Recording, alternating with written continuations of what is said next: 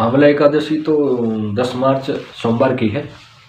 अच्छा, इसमें आंवला एकादशी के दिन क्या करते हैं हम लोग? वैसे ये एक तो ये बात सामान्य सी है कि एकादशी के दिन अन्न नहीं खाना चाहिए, उस दिन व्रत रहे, उपवास रहे। लेकिन यदि कुछ नहीं कर सकते तो भी अन्न नहीं खाना चाहिए। एक तो बात हर एकादशी के लिए है। लेकिन ये आंवला एकादशी में क्या होता है कि आंवला एकादशी में एक आंवले के वृक्ष की पूजा करनी चाहिए।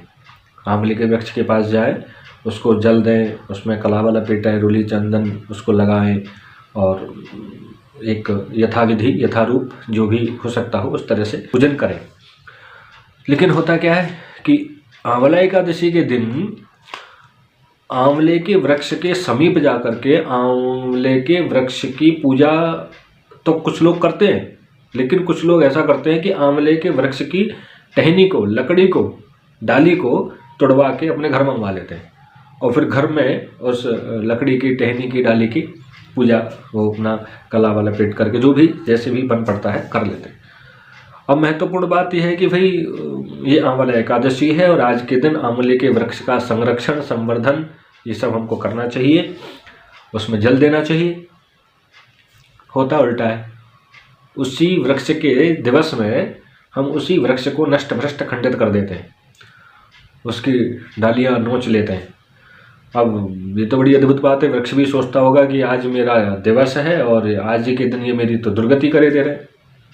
तो भैया आंवला एकादशी के दिन टहनी तोड़ करके घर में ला करके पूजा करने की बात नहीं है। आंवले के वृक्ष के समीप जा करके उसके साथ यथा योग्य व्यवहार करो, जल आदि से सींचियो और सींचना और पूजा आदि करने का, है ना। आंवला कोई साधारण वृक्ष नहीं है। त्रिफला जो सबसे महत्वपूर्ण औषधि है आयुर्वेद की, उसमें सबसे अधिक जो मात्रा होती है ना वो आंवला की ही होती है। तो इसलिए आंवले का जो वृक्ष है वो हमें, हमारे लिए सर्वदा ही संरक्षण करने योग्य है, संवर्धन करने योग्य है। तो इसलिए भगवान ने आंवले के वृक्ष को एकादशी से जोड़ करके उसको पूजनीय बना दिया। तो हमें आंवले के वृक्ष को नष्ट भ्रष्ट खंडित नहीं करना चाहिए, अपितु उसकी पूजा आदि करके, उसका संरक्षण करके, संवर्धन करके, जल आदि दे करके उसका यथायोग्य सम्मान करना चाहिए। तो भैया हमारा तो यही निवेदन है आप सबके माध्यम से कि आंवले के वृक्ष का उस दिन उसके पास जाकर के पूजा करें, सम्मान करें, संरक्षण करें, जल आदि से उसे सींचें। लकड़ी तोड़ करके घर में ला के पूजा करना उचित नहीं है।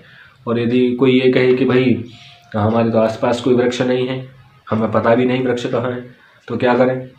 तो भैया ऐसी स्थिति में सामान्य रूप से तो फोटो निकाल लो आंवले के वृक्ष का, उसको भगवान के पूजन स्थल पर रखो और ठाकुर जी की ही सेवा पूजा कर दो। तुलसी के वृक्ष के पास में रख करके तुलसी के वृक्ष का ही सेवन कर दो, उसकी सेवा पूजा कर दो उस भाव से कि भाई आंवले का वृक्ष नहीं मिल पा रहा है तो तुलसी के वृक्ष की सेवा हो जाए या आंवले के वृक्ष के भाव से भगवान ठाकुर जी की सेवा हो जाए। लेकिन ये अपराध नहीं करना चाहिए कि वृक्ष को तोड़ करके घर में ला करके उसकी डाली की पूजा करें। इसका ध्यान रखें।